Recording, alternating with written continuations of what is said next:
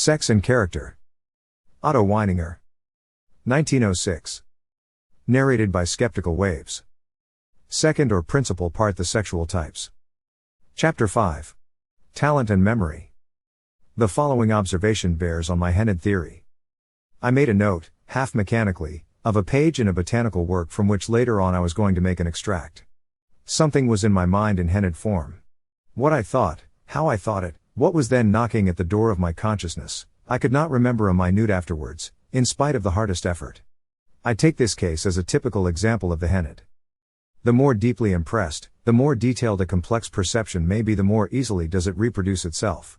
Clearness of the consciousness is the preliminary condition for remembering, and the memory of the mental stimulation is proportional to the intensity of the consciousness.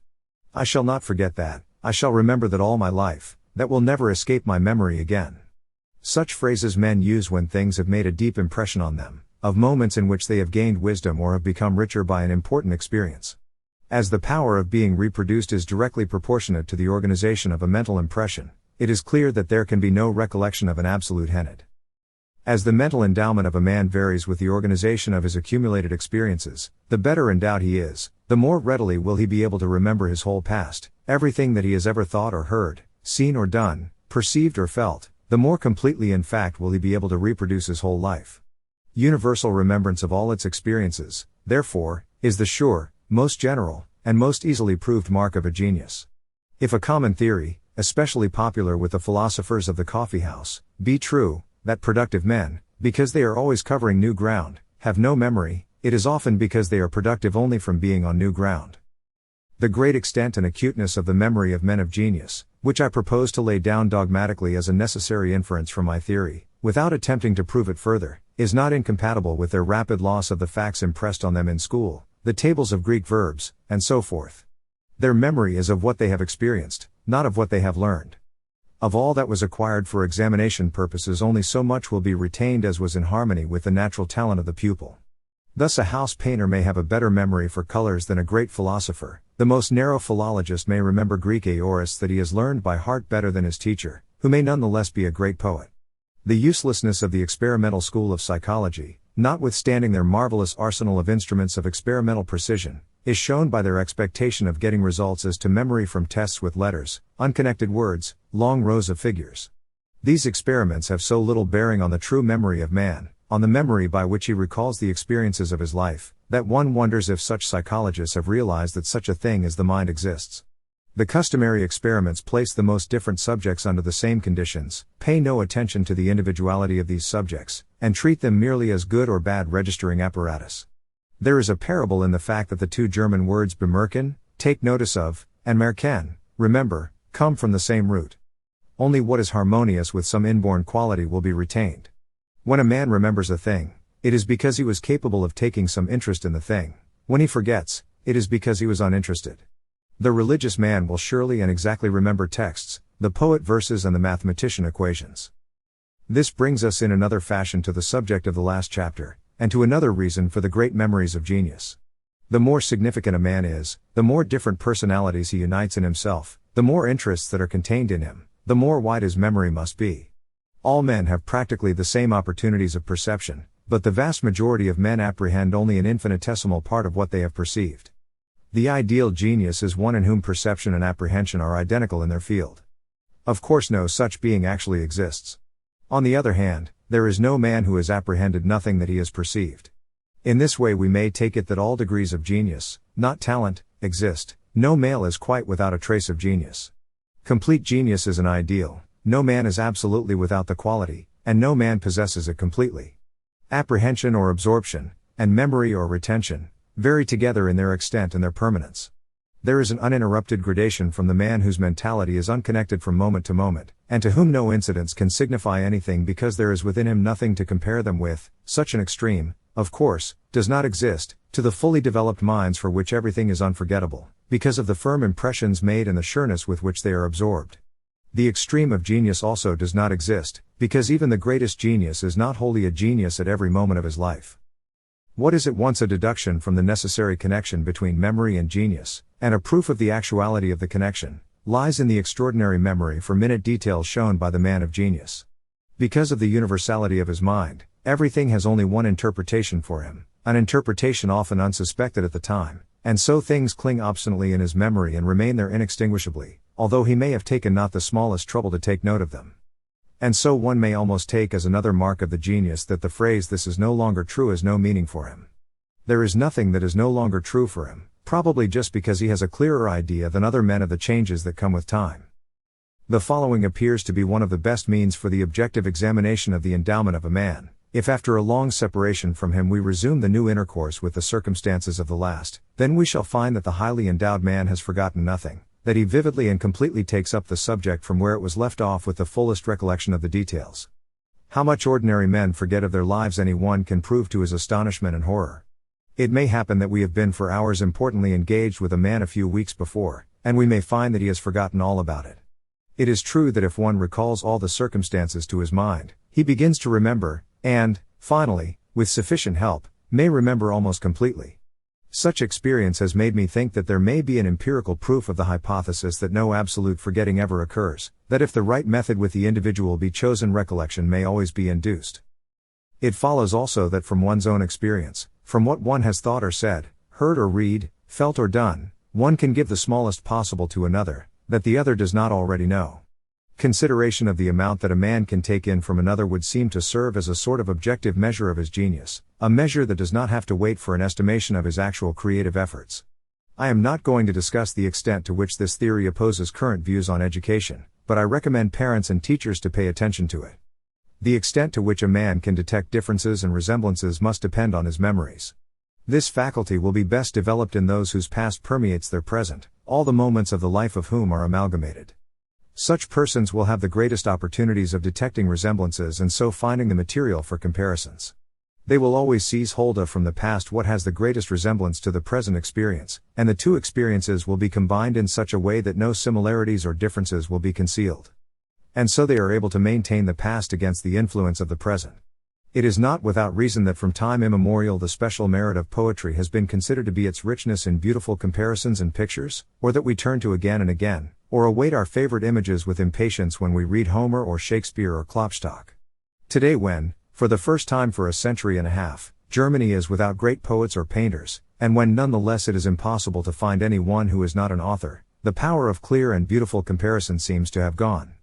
A period the nature of which can best be described in vague and dubious words, the philosophy of which has become in more than one sense the philosophy of the unconscious, can contain nothing great. Consciousness is the mark of greatness, and before it the unconscious is dispersed as the sun disperses a mist.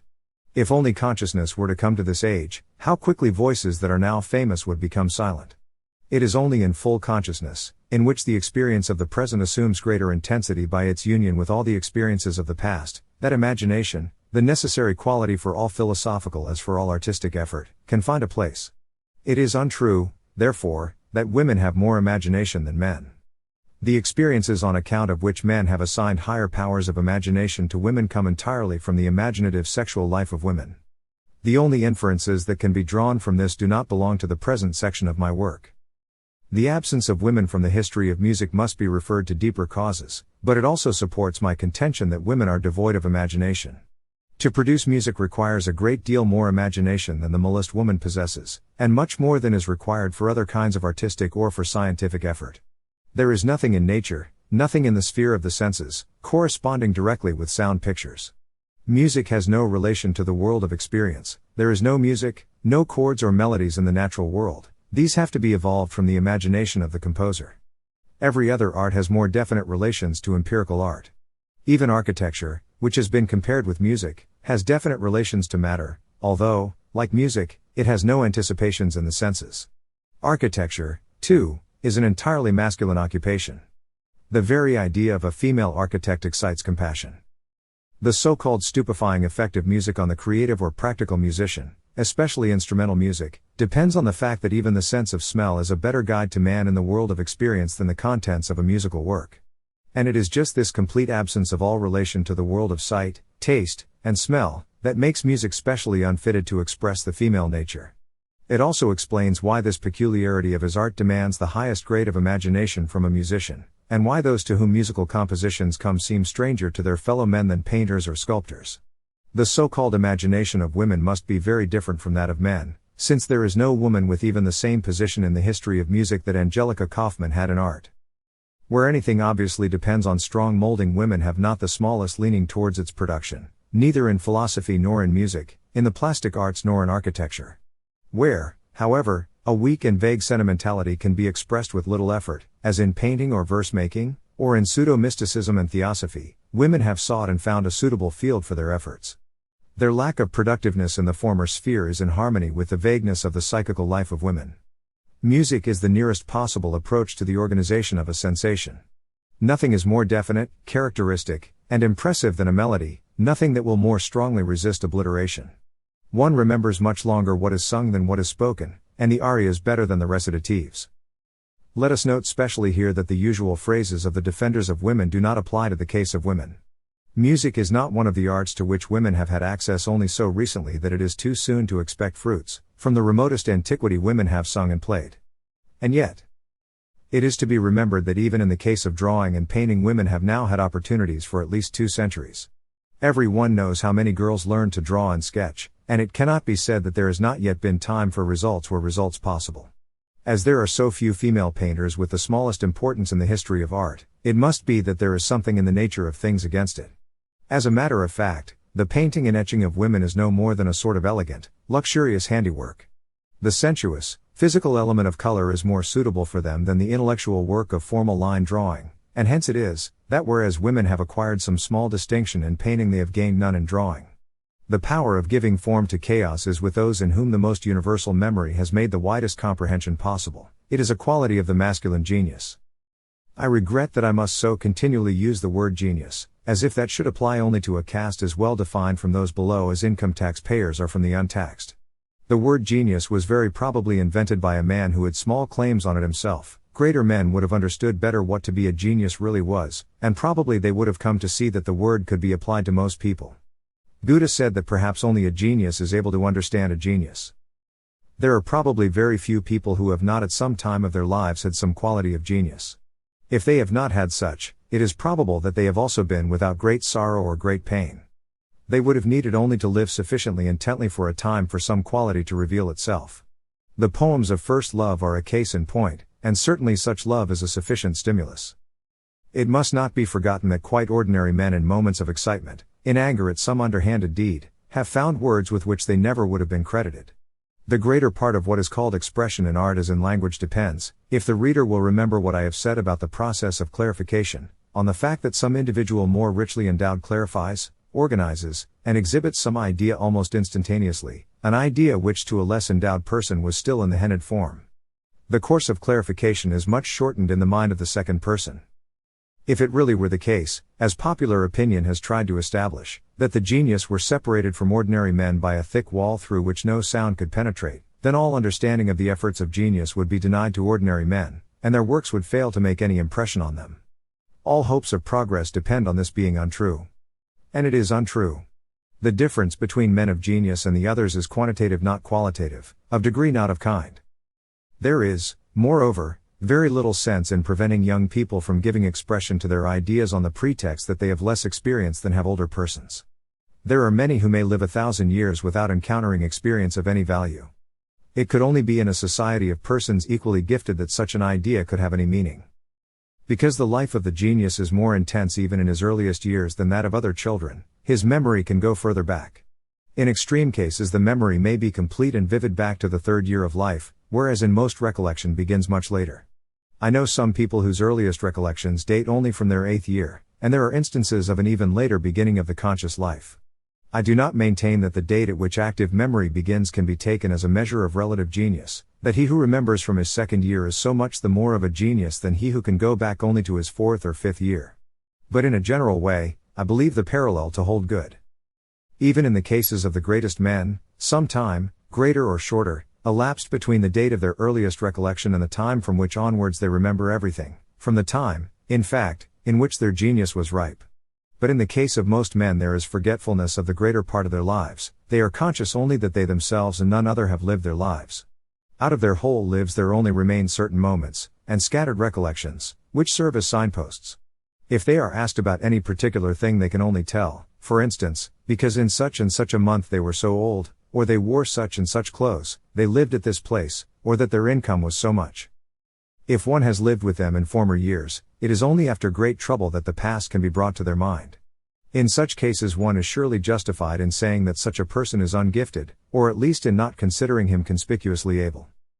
The request for an autobiography would put most men into a most painful position. They could scarcely tell if they were asked what they had done the day before. Memory with most people is quite spasmodic and purely associative. In the case of the man of genius, every impression that he has received endures. He is always under the influence of impressions, and so nearly all men of genius tend to suffer from fixed ideas. The psychical condition of men's minds may be compared with a set of bells close together, and so arranged that in the ordinary man a bell rings only when one beside it sounds, and the vibration lasts only a moment. In the genius, when a bell sounds it vibrates so strongly that it sets in action the whole series, and remains in action throughout life. The latter kind of movement often gives rise to extraordinary conditions and absurd impulses, that may last for weeks together and that form the basis of the supposed kinship of genius with insanity. For similar reasons, gratitude is apparently the rarest human virtue. People are often very conscious of how much they have borrowed, but they neither can nor will try to remember the necessity in which they stood, nor the freedom which that help brought them. Even if one of memory were really the cause of ingratitude, it would not be sufficient for a man to possess a marvelous memory to have a like spirit of gratitude.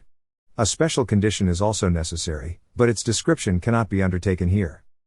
From the connection between giftedness and memory, which is so often mistaken and denied because it is not sought where it is to be found, from the power of self-recollection, a further fact is to be deduced. The poet who feels urged to write without premeditation, without reflection, without having willingly pressed the pedal, the musician to whom the desire to compose has come, so that he must create whether he will or no, even if he feels more inclined to sleep or to rest, these, in such moments, will simply reproduce thoughts they have carried in their heads all their lives. A composer who can remember none of his songs or subjects by heart, or a poet who cannot recollect any of his poems, without having carefully learned them, such men are in no sense really great. Before we apply these remarks to the consideration of the mental differences of the sexes, we must make yet one more distinction between different kinds of memory. The individual moments in the life of a gifted man are not remembered as disconnected points, not as different particles of time, each one separated and defined from the following one, as the numerals 1, 2, and so on. The result of self-observation shows that sleep, the limitations of consciousness, the gaps in memory, even special experiences, appear to be in some mysterious way one great whole. Incidents do not follow each other like the tickings of a watch, but they pass along in a single unbroken stream. With ordinary men the moments which are united in a close continuity out of the original discrete multiplicity are very few, and the course of their lives resembles a little brook, whereas with the genius it is more like a mighty river into which all the little rivulets flow from afar. That is to say, the universal comprehension of genius vibrates to no experience in which all the individual moments have not been gathered up and stored. This peculiar continuity by which a man first realizes that he exists, that he is, and that he is in the world, is all comprehensive in the genius, limited to a few important moments in the mediocre, and altogether lacking in woman. When a woman looks back over her life and lives again her experiences, there is presented no continuous, unbroken stream, but only a few scattered points. And what kind of points?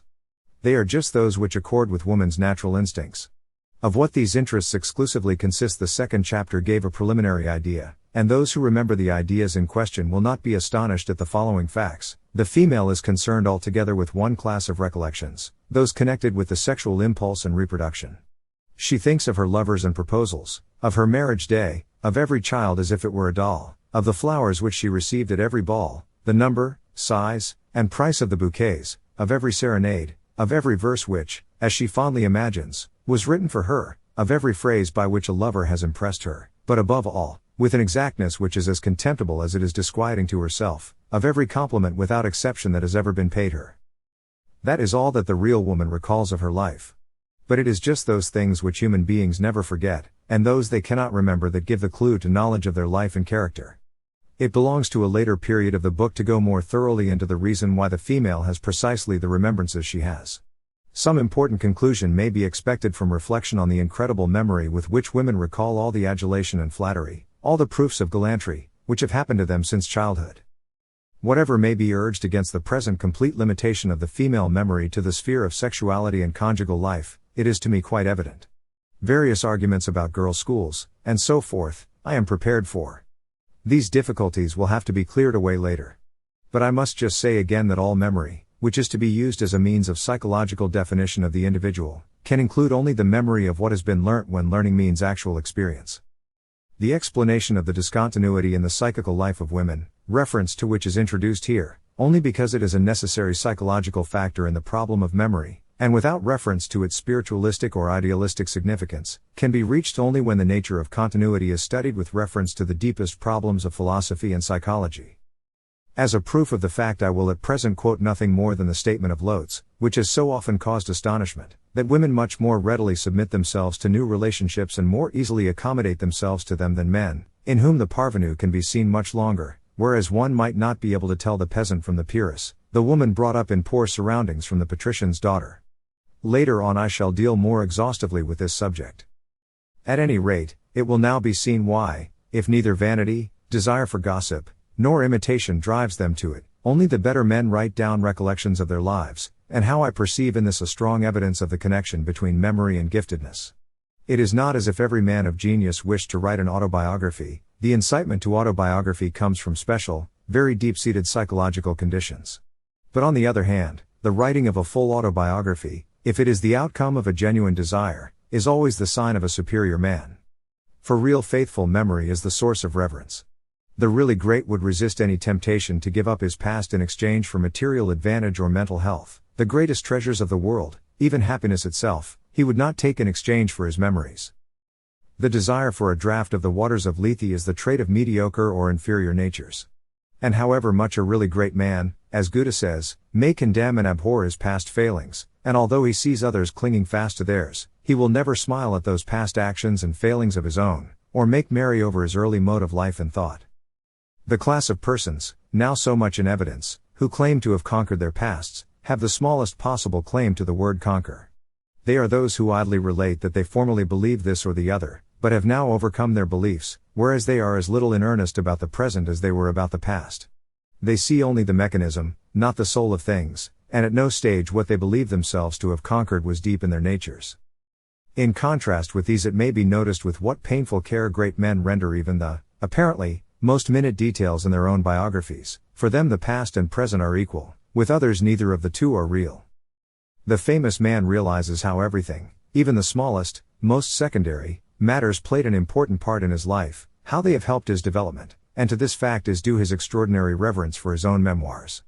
And such an autobiography is not written all at once, as it were, with one event treated like another, and without meditation, nor does the idea of it suddenly occur to a man. The material for such a work by a great man, so to speak, is always at hand. His new experiences acquire a deeper significance because of the past, which is always present to him, and hence the great man and only the great man, feels that he himself is in very truth a man of destiny. And so it comes that great men are always more superstitious than average men. To sum up, I may say, a man is himself important precisely in proportion that all things seem important to him. In the course of further investigation, this dictum will be seen to have a deep significance even apart from its bearing on the universality, comprehension, and comparison exhibited by the genius. The position of woman in these matters is not difficult to explain. A real woman never becomes conscious of a destiny, of her own destiny. She is not heroic, she fights most for her possessions, and there is nothing tragic in the struggle as her own fate is decided with the fate of her possessions. Inasmuch as woman is without continuity, she can have no true reverence. As a fact, reverence is a purely male virtue. A man is first reverent about himself, and self-respect is the first stage in reverence for all things. But it costs a woman very little to break off with her past. If the word irony could be fittingly used here, one might say that a man does not easily regard his past with irony and superiority as women appear to do, and not only after marriage. Later on I shall show how women are exactly the opposite of that which reverence means. I would rather be silent about the reverence of widows. The superstition of women is psychologically absolutely different from the superstitions of famous men. The reverent relation to one's own past, which depends on a real continuity of memory, and which is possible only by comprehension, can be shown in relation to a still wider and deeper subject. Whether a man has a real relationship to his own past or not, involves the question as to whether he has a desire for immortality, or if the idea of death is indifferent to him. The desire for immortality is today, as a rule, treated shamefully, and in a very different spirit. Not only is the problem treated as merely ontological, but the psychological side of it is only trifled with. It has been held that it is connected, like the doctrine of the transmigration of souls, with the feeling that we have all experienced, when, in doing something certainly for the first time, we seem to remember having gone through the same experience before. Another generally adopted view is to derive the idea of immortality from the belief in spirits, as has been done by Tyler, Spencer, Avenarius, and others, although in any other age than this age of experimental psychology it would have been dismissed a priori. I am sure that it must seem impossible to the majority of thinking men to regard a belief so important to mankind, about which there has been so much strife, as merely the last stage in a syllogism of which the first premise is the midnight dream of a dead man. How can phenomena of that kind explain the belief in the continuity of their lives after death held so firmly by Goethe or Bach, or the desire for immortality which speaks to us in Beethoven's last sonatas? The desire for the persistence of the conscious self must spring from sources mightier than these feeble rationalistic guesses. The deeper source of the belief depends on the relation of a man to his own past. Our consciousness and vision of the past is the strongest ground for our desire to be conscious in the future.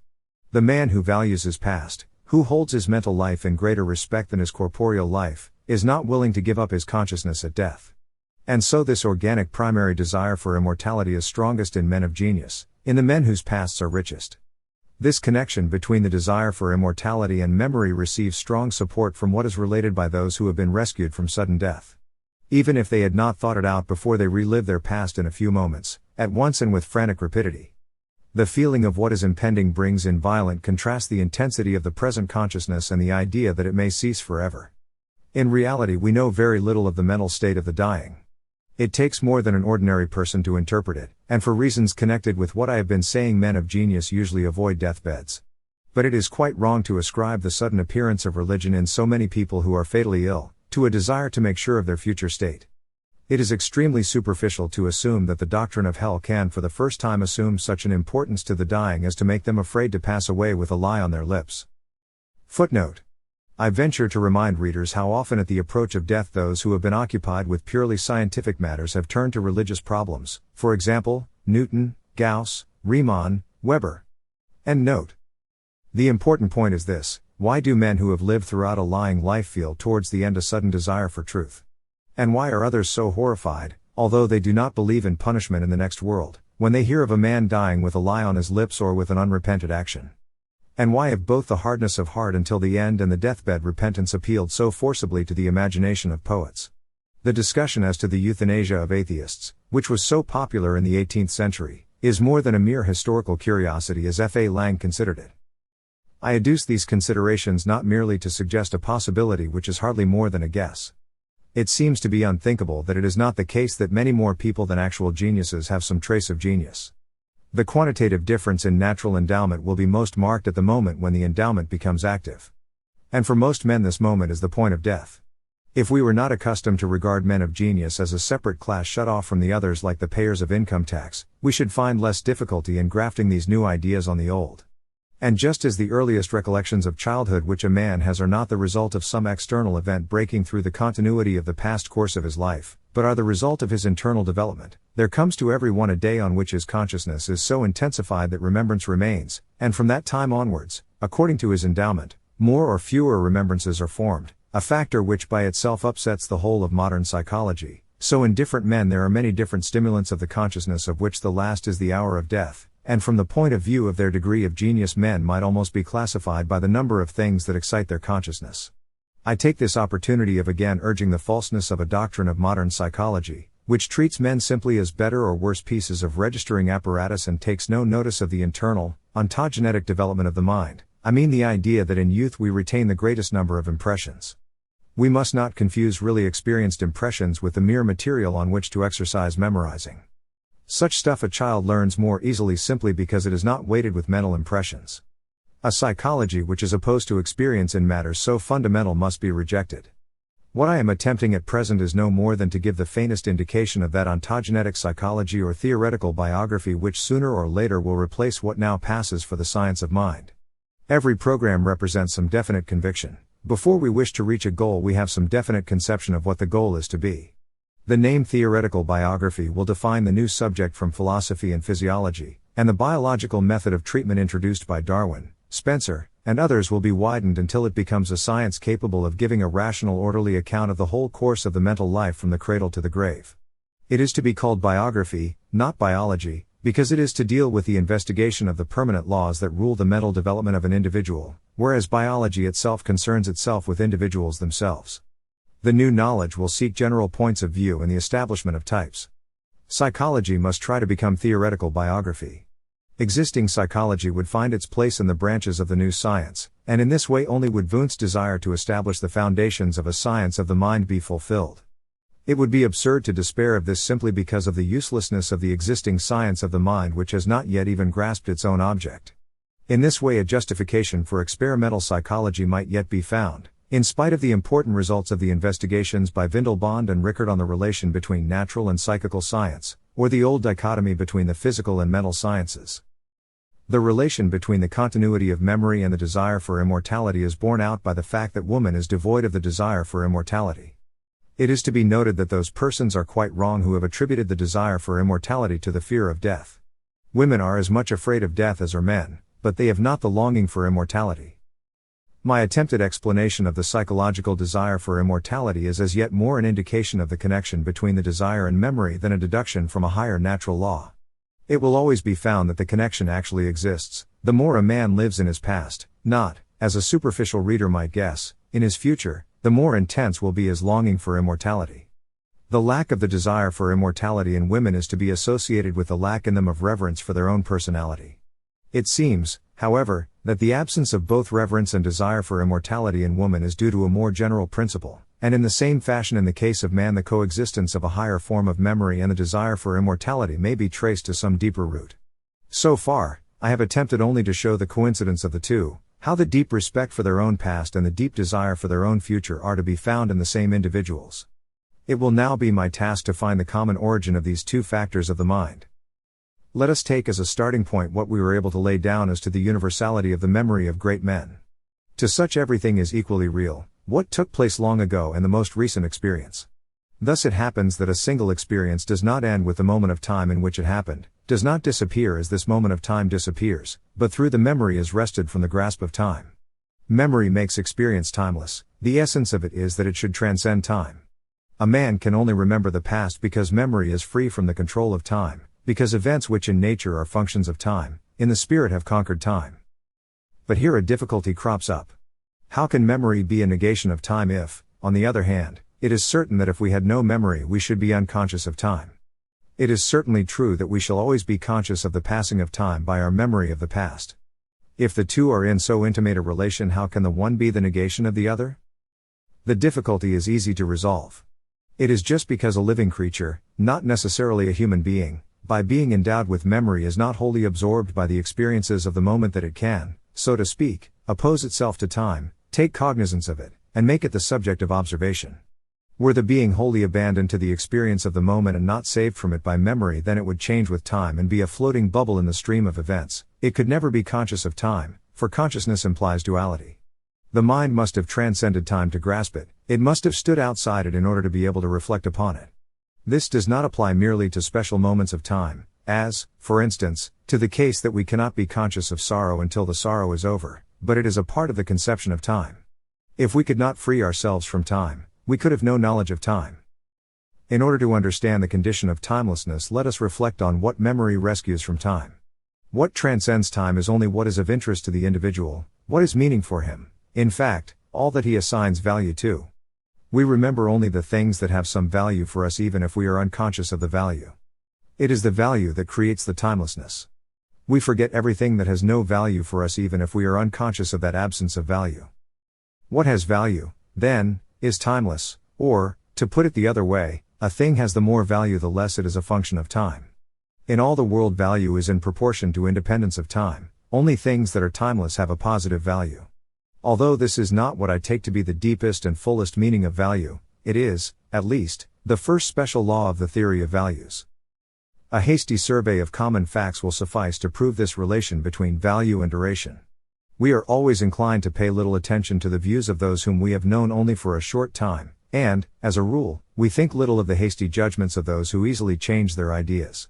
On the other hand, uncompromising fixedness gains respect, even if it assume the form of vindictiveness or obstinacy. The air perennius of the Roman poets and the Egyptian pyramids lasting for 40 centuries are favorite images. The reputation a man leaves behind him would soon be depreciated were it suspected that it would soon disappear instead of being handed down the centuries. A man dislikes to be told that he is always changing, but let it be put that he is simply showing new sides of his character, and he will be proud of the permanence through the changes. He who is tired of life, for whom life has ceased to be of interest, is interesting to no one. The fear of the extinction of a name or of a family is well known. So also statute laws and customs lose in value if their validity is expressly limited in time, and if two people are making a bargain, they will be the more ready to distrust one another if the bargain is to be only of short duration. In fact, the value that we attach to things depends to a large extent on our estimate of their durability. This law of values is the chief reason why men are interested in their death and their future. The desire for value shows itself in the efforts to free things from time, and this pressure is exerted even in the case of things which sooner or later must change, as, for instance, riches and position and everything that we call the goods of this world. Here lies the psychological motive for the making of wills and the bestowal of property. The motive is not care for relatives, because a man without relatives very often is more anxious to settle his goods, not feeling, perhaps, like the head of a family, that in any event his existence will have some kind of permanence, that traces of him will be left after his own death. The great politician or ruler, and especially the despot, whose rule ends with his death, seeks to increase his own value by making it independent of time.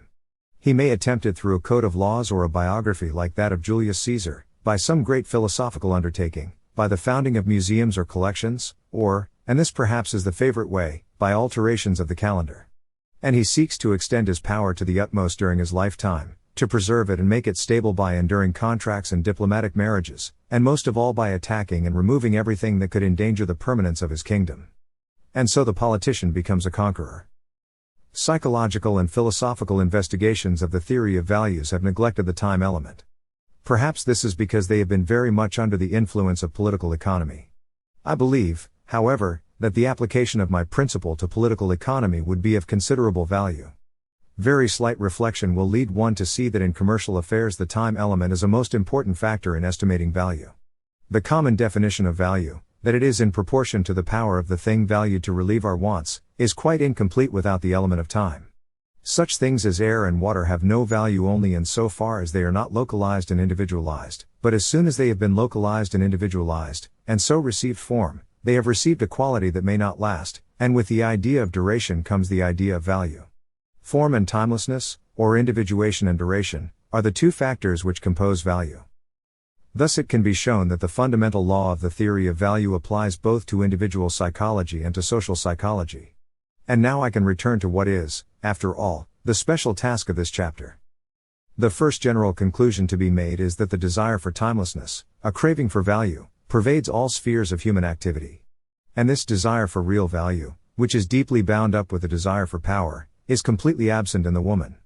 It is only in comparatively rare cases that old women trouble to make exact directions about the disposition of their property, a fact in obvious relation with the absence in them of the desire for immortality.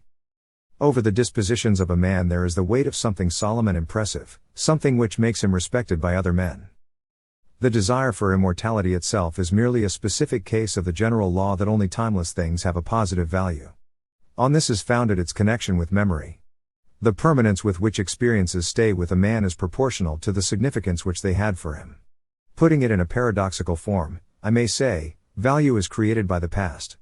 Only that which has a positive value remains protected by memory from the jaws of time, and so it may be with the individual psychical life as a whole. If it is to have a positive value, it must not be a function of time, but must subdue time by eternal duration after physical death. This draws us incomparably nearer the innermost motive of the desire for immortality. The complete loss of significance which a rich, individual, fully lived life would suffer if it were all to end with death, and the consequent senselessness of everything, as Goethe said, in other words, to Eckermann, February 14, 1829, lead to the demand for immortality. The strongest craving for immortality is possessed by the genius, and this is explained by all the other facts which have been discussed as to his nature. Memory only fully vanquishes time when it appears in a universal form, as in universal men. The genius is thus the only timeless man, at least, this and nothing else is his ideal of himself. He is, as is proved by his passionate and urgent desire for immortality, just the man with the strongest demand for timelessness, with the greatest desire for value. Footnote. It is often a cause for astonishment that men with quite ordinary, even vulgar, natures experience no fear of death. But it is quite explicable. It is not the fear of death which creates the desire for immortality, but the desire for immortality which causes fear of death. End note. And now we are face to face with an almost astonishing coincidence. The timelessness of the genius will not only be manifest in relation to the single moments of his life, but also in his relation to what is known as his generation, or, in a narrower sense, his time. As a matter of fact, he has no relations at all with it. The age does not create the genius it requires. The genius is not the product of his age, is not to be explained by it, and we do him no honor if we attempt to account for him by it. Carlyle justly noted how many epochs had called for great men, how badly they had needed them, and how they still did not obtain them. The coming of genius remains a mystery, and men reverently abandon their efforts to explain it. And as the causes of its appearance do not lie in any one age, so also the consequences are not limited by time. The achievements of genius live forever, and time cannot change them. By his works a man of genius is granted immortality on the earth, and thus in a threefold manner he has transcended time. His universal comprehension and memory forbid the annihilation of his experiences with the passing of the moment in which each occurred. His birth is independent of his age, and his work never dies. Here is the best place to consider a question which, strangely enough, appears to have received no attention. The question is, if there be anything akin to genius in the world of animals and plants? Although it must be admitted that exceptional forms occur amongst animals and plants, these cannot be regarded as coming under our definition of genius. Talent may exist amongst them as amongst men below the standard of genius. But the special gift, what Moreau, Lombroso, and others have called the divine spark, we must deny to animals.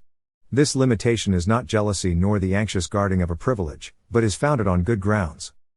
Is there anything unexplained by the assumption that the first appearance of genius was in man? In the first place, it is because of this that the human race has an objective mind, in other words, that man is the only organism with a history. The history of the human race, naturally I mean the history of its mind and not merely of its wars, is readily intelligible on the theory of the appearance of genius, and of the imitation by the more monkey-like individuals of the conduct of those with genius. The chief stages, no doubt, were house-building, agriculture, and, above all, speech. Every single word has been the invention of a single man, as, indeed, we still see, if we leave out of consideration the merely technical terms. How else could language have arisen? The earliest words were onomatopoeic. A sound similar to the exciting cause was evolved almost without the will of the speaker, in direct response to the sensuous stimulation. All the other words were originally metaphors, or comparisons, a kind of primitive poetry, for all prose has come from poetry. Many, perhaps the majority of the greatest geniuses, have remained unknown. Think of the proverbs, now almost commonplaces, such as one good turn deserves another. These were said for the first time by some great man. How many quotations from the classics, or sayings of Christ, have passed into the common language, so that we have to think twice before we can remember who were the authors of them. Language is as little the work of the multitude as our ballads. Every form of speech owes much that is not acknowledged to individuals of another language. Because of the universality of genius, the words and phrases that he invents are useful not only to those who use the language in which he wrote them. A nation orients itself by its own geniuses, and derives from them its ideas of its own ideals, but the guiding star serves also as a light to other nations.